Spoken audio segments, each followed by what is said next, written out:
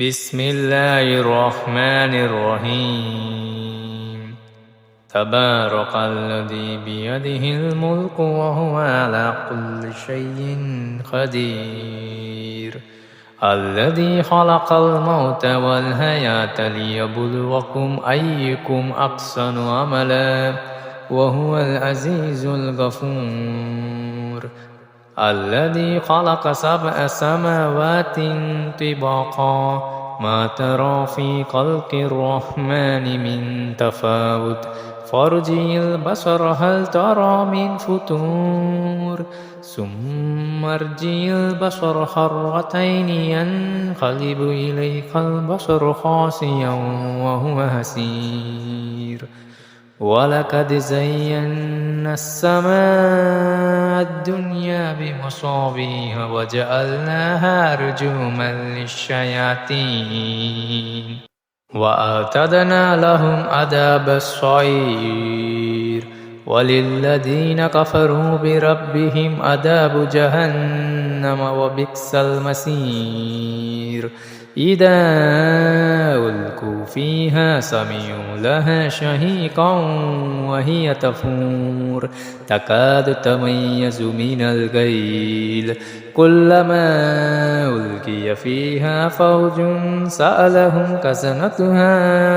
ألم يأتكم نذير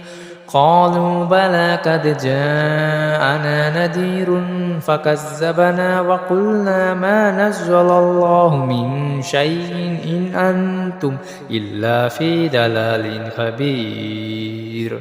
وقالوا لو كنا نسمع أو نعقل ما كنا في أصحاب السعير فاعترفوا بذنبهم فسحقا لأصحاب السعير إن الذين يخشون ربهم بالغيب لهم مغفرة وأجر كبير وأسروا قولكم أو جهروا به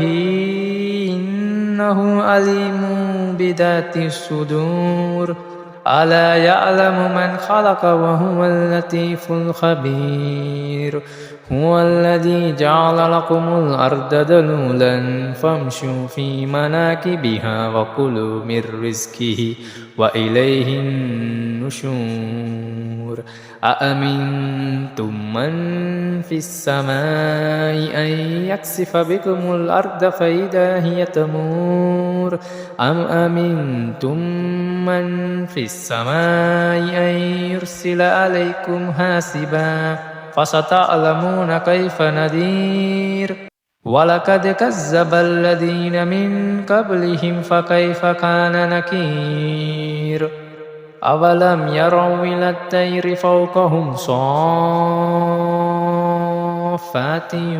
ويقبلن ما يمسكهن إلا الرحمن إنه بكل شيء بصير أمن هذا الذي هو جند لكم ينصركم من دون الرحمن إن الكافرون إلا في غرور أمن هذا الذي يرزقكم إن أمسك رزقه بل لجوا في عتو ونفور أفمن يمشي مكبا على وجهه أهدى أمن يمشي سويا على صراط مستقيم قل هو الذي أنشأكم وجعل لكم السمع والأبصار والأفئدة قليلا ما تشكرون قل هو الذي ذراكم في الأرض وإليه تحشرون ويقولون متى هذا الوقت إن كنتم صادقين قل إنما العلم عند الله وإنما أنا نذير مبين فلما رأوه زلفة سيئت وجوه الذين كفروا وقيل هذا الذي كنتم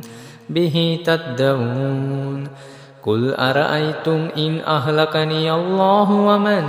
معي أو رحمنا فمن يجير الكافرين من عذاب أليم قل هو الرحمن آمنا به وعليه توكلنا فستعلمون من هو في ضلال مبين قل أرأيتم إن أصبح ماؤكم غورا فمن يأتيكم بماء معين